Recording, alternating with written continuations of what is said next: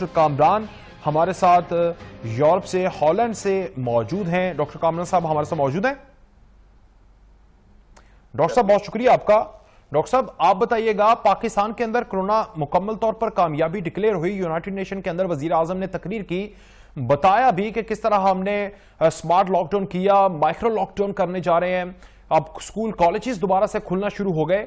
Europe में हमसे पहले काफी मुल्कों के अंदर ये देखने को मिला कि लॉकडाउन में नरमी की गई, अब दोबारा से केसेस ज्यादा होने लगे हैं। क्या वजूहात हैं, क्या हुआ? यहां पर इम्यूनिटी बताई जा रही है कि इम्यूनिटी लोगों की ज्यादा थी, लोग अपनी एंटीबॉडीज डेवलप कर चुके हैं। यूरोप के अंदर क्या मामलात हैं? जी वकार भाई, बहुत शुक्रिया। जैसा कि आपने बताया कि यूरोप के अंदर काफी टाइम से जो है वो लॉकडाउन की सूरत-ए-हाल जो है वो काफी तब्दील कर दी गई थी और तमाम स्कूल, कॉलेजेस और जो भी रेस्टोरेंट्स हैं वो सारे खोल दिए गए थे और पब्लिक ट्रांसपोर्ट भी नॉर्मल तकरीबन हो गई थी। लेकिन हालिया चंद वीक्स में जो है वो दोबारा से जो केसेस हैं वो बढ़ना शुरू हो गए। उसकी वजह यह है कि लोग जो है वो प्रॉपरली जो SOPs हैं उसको फॉलो नहीं कर रहे। मिसाल के तौर पे लोगों को एडवाइस किया गया है कि 1.5 मीटर के फासला आप रखें अगर आप रश वाली जगह पे हो, लेकिन देखने में आया कि जो मार्केट्स हैं और बाहर जो रश वाली जगह है वहां पे लोग इस चीज का ख्याल नहीं कर रहे। तो जिसकी वजह से जो यहाँ पे जो केसेस हैं, नए इन्फेक्शन हैं, उनकी तादाद जो है वो काफी तेजी से बढ़ने लगी है। और आज के दिन अगर मैं बताऊं तो आपको तो तकरीबन 3000 के करीब रोजाना नए केसेस सामने आ रहे हैं। तो जिसकी वजह से हुकूमत ने जो हर हफ्ते जो है वो नए रेगुलेशंस इंट्रोड्यूस कराती है। तो यहाँ पे अभी जो नए रेगुलेशंस के मुताबिक जो है वो लोगों को घरों के अंदर 3 से ज्यादा लोगों को जमा करने या जो है वो और जो गैदरिंग है उस पर पाबंदी लगा दी गई है। और इनडोर अगर आप कोई बड़ा इवेंट ऑर्गेनाइज करते हैं तो उसमें ज्यादा से ज्यादा 30 लोग आप बुला सकते हैं और 1.5 मीटर के फासले पर उसको लोगों को रहना पड़ता है और इसके ऊपर बड़े सख्त जुर्माने आयद किए जाते हैं अगर आप इसको फॉलो ना करें। तो जो सूरत-ए-हाल ये है कि अभी 6500 के करीब लोग टोटल जो है वो हॉलैंड में डेथ हो चुकी हैं।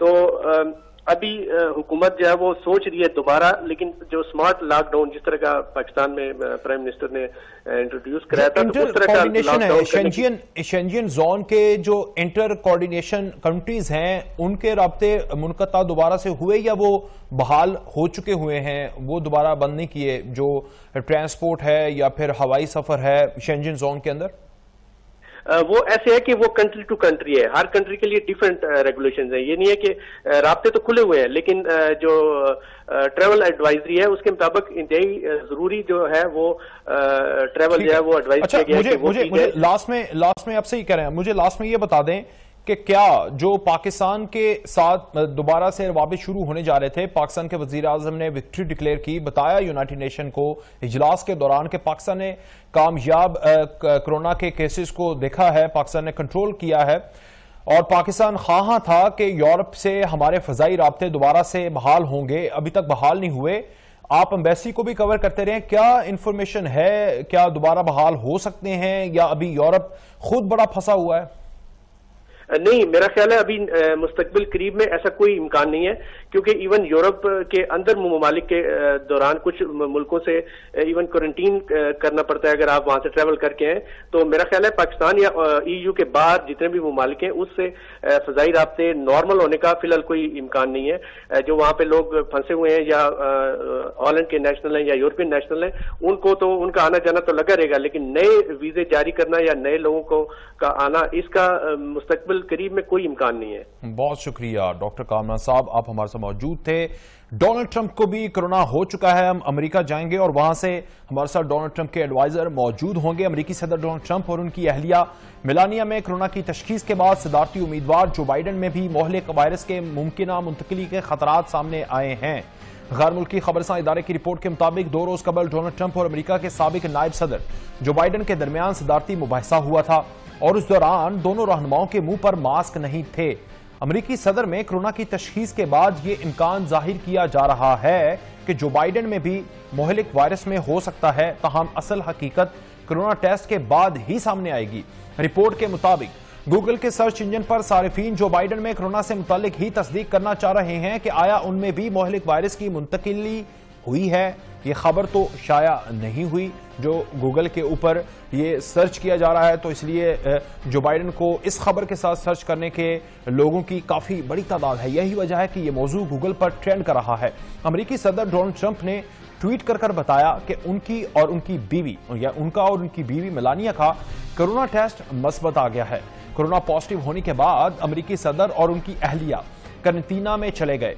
ट्रंप ने अपने ट्वीट में लिखा कि हम अब इस बीमारी से एक साथ निपटेंगे। इससे कबल अमेरिकी सदर डोनाल्ड ट्रंप की करीबी मुआवन होप हिक्स में भी कोरोना की तस्दीक हुई थी, जिसके बाद ट्रंप ने अहलिया समेत क्वारंटीना में जाने का ऐलान किया था।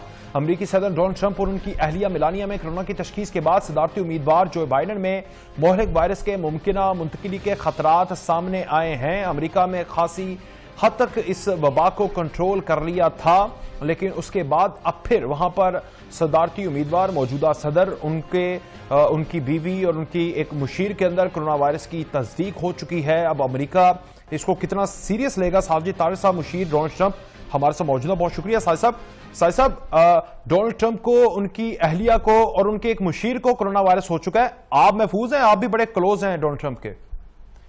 सर, असल में आजकल अमेरिका में जो कोरोना है उसके जब सिम्टम्स आते हैं, जो या कोरोना पॉजिटिव आता है, उसके सिम्टम्स इतने सिवियर नहीं होते। मैं ज्यादातर तो ओवरऑल ये है, डोनाल्ड ट्रंप साहब की जो एक एडवाइजर थी, होप हिक्स उनका नाम था, उनके जरिए ये एक शुबा है कि वो पॉजिटिव आई, उनकी वजह से हुआ। आज मार्क मेडोज जो कि प्रेसिडेंट के चीफ ऑफ स्टाफ हैं, तकरीबन 1 घंटा लगभग उन्होंने 1 घंटा पहले लोगों को बताया कि प्रेसिडेंट नॉर्मल अपने जो है मामूल पे काम कर रहे हैं, माइल्ड सिम्टम है, रिकवरी हो रही है, वो अपने आप को क्वारंटीन उन्होंने किया हुआ है। उनकी मिसेज जो है उनको कोई सिम्टम्स नहीं है, लेकिन उनका भी रिपोर्ट पॉजिटिव आई है। लेकिन इसमें कोई इस तरह डॉक्टरों ने या उनके जो अपने करीबी लोग हैं व्हाइट हाउस में, उनके बयानिए के मुताबिक कोई इतनी घबराने वाली बात नहीं है। लेकिन आज रैली जो शाम को होनी थी वो कैंसिल की गई है, और ये भी स्पेकुलेट किया जा रहा है कि अगली जो डिबेट है वो डिबेट भी जो वो थ्रू जूम या किसी और तरीके से की जाएगी। लेकिन डोनाल्ड ट्रंप साहब in a good spirit, he is doing his work and he is advised to work regularly the way he does. तो इस वबा से, यानी उनके पॉजिटिव होने से उनकी जो कैंपेन है उसके ऊपर कोई नेगेटिव इंपैक्ट नहीं आया? हालांकि कहा जा रहा है कि शायद वो सिम्पथी ले जाएं। नहीं, ऐसी बात नहीं है। वो इज इन हाई स्पिरिट, उनको कुछ ज्यादा सिम्टम भी नहीं है, माइल्ड सिम्टम है। और आजकल जिस तरीके से मैंने बताया कि यहाँ पे अमेरिका में हमारे ज्यादातर जो है वो लोगों को पॉजिटिव आता है लेकिन सिम्टम नहीं होते। Corona is not like it used to be. लेकिन प्रेसिडेंट साहब जो है अल्टीमेटली टेकिंग प्रिकॉशन, क्वारंटीन में है, लेकिन व्हाइट हाउस में अपने मामूल के काम कर रहे हैं। उनके डॉक्टरों ने भी कहा है कि वो अपने मामूल के काम करें, कोई ऐसी बात नहीं है। और आज भी उन्होंने बल्कि जो कोरोना कोविड के रिलेटेड जो रिलीफ पैकेजेस थे उनके बारे में उन्होंने पूछा है, और दूसरा चीजें भी जिस तरीके से वो कोरोना रिलेटेड इशू थे व्हाइट हाउस में बैठ के वो करते हैं, वो बिल्कुल उसी तरह काम कर रहे हैं। वो कोई ऐसी नई बात नहीं है कि वो छुप गए हैं या कुछ कर रहे हैं। यहाँ रैली जो है आज होनी थी एक शाम को, वो कैंसिल की गई है। दूसरी रैलीज भी वो ज्यादातर मेरे ख्याल में करेंगे वाया जो है वो टीवी या चैनल्स के जरिए करेंगे। अगली डिबेट के बारे में भी सोचा जा रहा है कि हो सकता है वो। लेकिन तार साहब, एक तरफ जो यूके के प्राइम मिनिस्टर, उनके वालिद ने मास्क नहीं पहना, मीडिया ने उसको कवरेज किया, उन्होंने माफी मांगी। डोनाल्ड ट्रंप के हवाले से बड़ी रिपोर्ट्स आ रही हैं, बड़ी तनकीद भी होती रही कि ये बड़ा लाइट लेते रहे हैं। ये पहले कहते रहे कि कोरोना वायरस है ही नहीं, फिर उन्होंने कहा चाइना का है, फिर उन्होंने कहा हम काबू पा लेंगे। अमेरिका सबसे ज्यादा इन्फेक्ट हो गया इसी सारे दौरानिये के अंदर। खुद उन्होंने कभी मास्क नहीं पहना, अब खुद इन्फेक्ट हो चुके हैं। तो ये नेगेटिव इंप्रेशन नहीं जाएगा उनके वोटर्स को, या उनके डिसलाइकर है उसको गेन करके उनके खिलाफ तनकीद करेंगे? नहीं, दरअसल वोटर्स पे इसका इम्पैक्ट, एक तो ये हकीकत है कि ये वायरस चाइना से आया है। इसको अगर चाइना वायरस कहा जाए तो इसमें कौन सी बड़ी ज्यादती है। और दूसरा सबसे बड़ी बात ये थी कि वो प्रेसिडेंट है इस कंट्री के, वो मुसलसल इस बात का इरादा करते रहे हैं कि लोगों में, सोसाइटी में पैनिक ना हो। अगर इसको पैनिक किया जाए तो लोग, बल्कि डोनाल्ड ट्रंप साहब की दो चीजें मुझे अभी तक याद है इसके कोरोना एपिडेमिक रिलेटेड। एक तो वो कहते थे कि कोरोना से ज्यादा इसका हल खतरनाक है, जो इकॉनमी होगी, लोग कोरोना से बच जाएंगे लेकिन भूख से मरेंगे। एक तो ये था। दूसरा, एक दफा उन्होंने फ्रस्ट्रेशन का इजहार किया क्योंकि कोरोना वायरस उस साल में आया जब यहाँ पे इलेक्शन होने वाला था। लेफ्ट विंग जो है डेमोक्रेट पार्टी इस पे सियासत खेल रही थी वो, और जितने गवर्नर और मेयर जो डेमोक्रेट हैं अभी तक अपनी स्टेटों की इकॉनमी को रोक के बैठे हैं नवंबर 4 तक। वो ये समझते हैं कि इसको, कोरोना को जितना पोलिटिसाइज किया जाएगा, डोनाल्ड ट्रंप को इसका नुकसान होगा। तो असल में ये सारे फैक्टर हैं, और 92% मीडिया कवरेज डोनाल्ड ट्रंप साहब की जो मीडिया कवरेज है वो नेगेटिव है। तो इन चीजों को देखा जाए, लेकिन डोनाल्ड ट्रंप साहब स्ट्रांग, उनकी पॉलिसी स्ट्रांग, और जिस तरीके से प्री कोरोना चीजें थी बैलेट पे वही होंगी। उस लिहाज से डोनाल्ड ट्रंप की बेस उनके साथ है, लोगों की सपोर्ट उनको हासिल है और वो जीतते हुए नजर आते हैं। क्योंकि प्री कोरोना जो था 3.4% unemployment, foreign policy, Mexican side पे वाल, और जिस तरीके से उन्होंने इंटेलेक्चुअल प्रॉपर्टीज की थेफ्ट चाइना कर रहे थे, इन सब चीजों को रोका है। और लोगों को पता है कि he has a list of accomplishments versus दूसरी साइड पे जो उनका अपोनेंट है, पिछले 50 साल से पावर में है, वॉशिंगटन डीसी में है, उनकी अकॉम्प्लिशमेंट में उनको कई चीजें ओन करना पड़ेंगी। ओबामा पीरियड में उन्होंने पुलिस रिफॉर्म नहीं किया अपने दौर में, उन्होंने रेशियल डिवीजन में, बल्कि बाल्टीमोर, फर्गुसन और शार्लेट उन्हीं के दौरों में जो जला था, और जो उनकी अपॉइंटमेंट्स थी डोनाल्ड ओबामा साहब की, वो सारी रेस बेसिस थी। इन चीजों को ओन करना पड़ेगा। उनके बच्चे की, हंटर बाइडेन की करप्शन है यूक्रेन से, चाइना से, ये सारी चीजें ओन करनी पड़ेंगी। और इसमें डोनाल्ड ट्रंप साहब लुक स्ट्रांग, अगले दिन डिबेट में भी स्ट्रांग थे, और मेरे ख्याल में Donald Trump will be the president for next 4 years।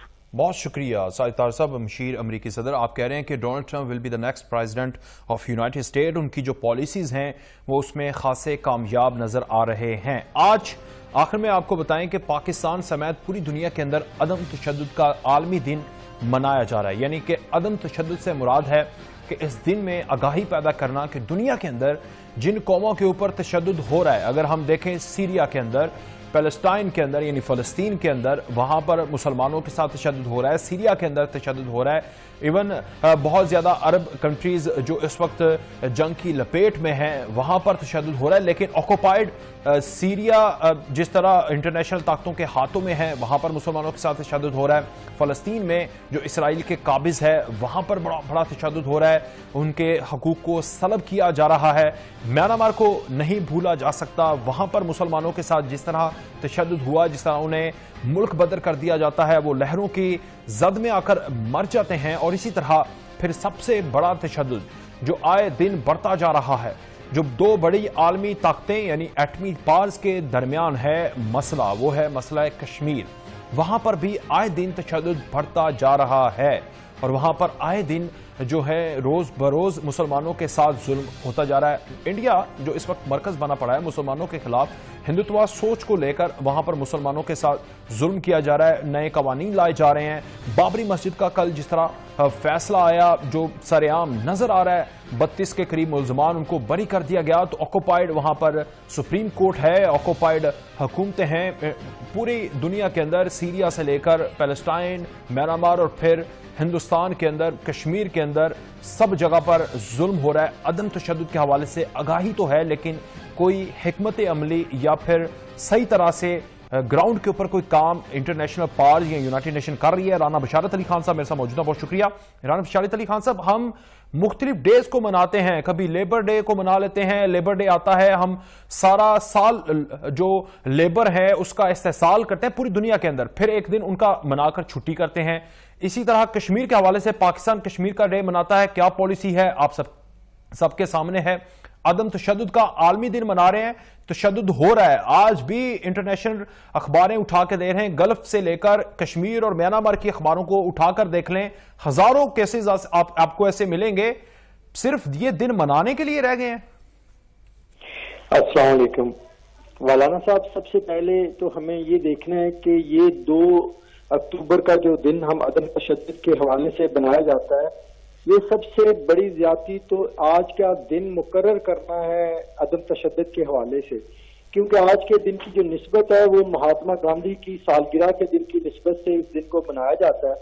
ये हमारी पाकिस्तानी सफारतकारों की एक बड़ी अक़वाम मुत्तहिदा में बहुत बड़ी नाकामी है कि इस दिन को उस शख्स की निस्बत से बनाया जा रहा है जिस शख्स के पैरोकार इस वक्त ना सिर्फ कश्मीर, सिखों पे, पंजाब में और हिंदुस्तान के बाकी इलाकों में मजहब और रंग की बुनियाद पर तशद्दुद फैला रहे हैं।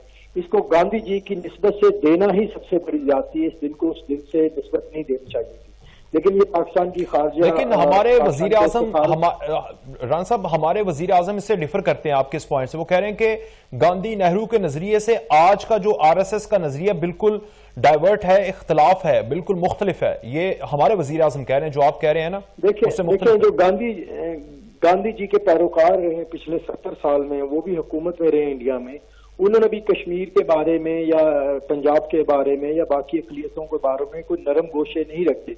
उनकी मौजूदगी में भी कश्मीर पे जुल्म और ज्यादती होना बंद नहीं होगी। उनकी हुकूमतों में भी कश्मीर पे इसी तरह ज्यादतियां और जुल्म और सितम के पहाड़ तोड़ेंगे।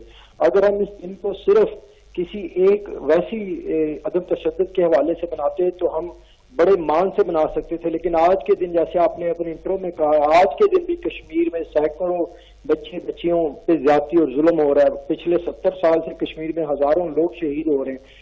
बदकिस्मती ये कि जब ईरान ने ये 2004 में ईरान की नोबेल प्राइज याफ्ता विनर ने, शीरी आबादी ने ये प्रपोजल किया, तो सबसे पहले इसको इंडिया ने बैकअप करना शुरू कर दिया। इंडिया ने इसको मंसूब किया कि हमारे महात्मा गांधी अदम तशद्दुद के फैलाव के लिए बात करते थे, उनसे रिलेटेड किया जाए। तो मेरा यहाँ पे मैं जो पॉइंट रखना चाह रहा हूँ, ये रखना चाह रहा हूँ कि पाकिस्तान को जो अपने ऐसे अक़वाम मुत्तहिदा में जो मैं बार बार बातें करता हूँ कि ऐसे लोग रखने चाहिए जो पाकिस्तान के को दफा कर सके वहां पे। अब इस दिन की निस्बत से अगर हम बात करते हैं, पाकिस्तानी या बीइंग अ मुस्लिम, इस दिन को हम कैसे सेलिब्रेट कर सकते हैं जब हमारे कश्मीरी भाई, हमारे फलस्तीनी भाई, हमारे बर्मा के भाई, पूरी दुनिया में मुसलमान जो हैं वो तशद्दुद का शिकार है, और वही ताकतवर कंट्रियां जो इस दिन को बड़े जोश से बनाती हैं। यही अक़वाम मुत्तहिदा, हमें अक़वाम मुत्तहिदा ही से पूछ लेना चाहिए कि उन्होंने कश्मीर के लिए क्या किया पिछले 70 साल से, वो फलस्तीन के लिए क्या कर रहे हैं, बर्मा के लिए क्या कर रहे हैं। इराक पर झूठा केस लेकर हमला कर दिया जाता है, वहां पे हमने उनको कहां पे कर लिया। ये सारी एक ढोंग रचाया होता है। हमारी कमजोरियां हैं, मुसलमानों के आपसी इख्तलाफात की वजह से हमें इस तरह जो है इस दिन को मनाने पर मजबूर किया जाता है। और मैं परेशान होता हूं जब प्राइम मिनिस्टर और पाकिस्तानी प्रेसिडेंट का ट्वीट आता है इस दिन के हवाले से। वो एटलीस्ट ये भी सोच लेते हैं जब इस दिन को वो मुबारकबाद देते हैं या सेलिब्रेट करने के लिए इवेंट करते हैं, तो उस दिन वो कश्मीरियों के जख्म पर नमक छिड़कने के बराबर होता है। कश्मीरियों पे होने वाली ज्यादती, चाहे वो कांग्रेस की हो, जेपीजे हो, या कोई भी हुकूमत हो, कश्मीर पे इंडिया की किसी भी हुकूमत की वजह से उसमें तब्दीली स्टैंड में नहीं आई है। वो पहले दिन से कश्मीर पर जुल्म कर रहे हैं और हम पहले दिन से कश्मीरियों के साथ नाइंसाफी में बिल्कुल बराबर खड़े हैं। हम उनकी खारजा, पहले तो उनकी खारजा के हवाले से भी कश्मीर का उस तरह मुकदमा नहीं लड़ सकते जिस तरह हमने लड़ना चाहिए। अभी ये कॉन्फ्रेंस चल रही है, 75 कॉन्फ्रेंस चल रही है यूनाइटेड नेशन की। यहाँ पे भी वाला साहब, सिर्फ हमने क्या किया, अच्छी स्पीचेस की हैं, अच्छी तकरीरें की हैं जो हर साल होती हैं। आप सिर्फ साल का सन बदल लें, जो 1990 में तकरीर हुई थी कश्मीर के बारे में, पाकिस्तानी प्रेसिडेंट ने की थी, प्राइम मिनिस्टर ने की थी, सिमिलर तकरीर आज भी हुई है। क्या तकरीरों से भी कभी कोई मुल्क आजाद होते हैं? हमें नफी करनी चाहिए, हमें हर उस चीज के खिलाफ खड़ा होना चाहिए जिसमें जस्टिस नहीं है। ठीक है, बहुत शुक्रिया राना बिशारत अली खान साहब। आप कह रहे थे कि वो तमाम तर चीजें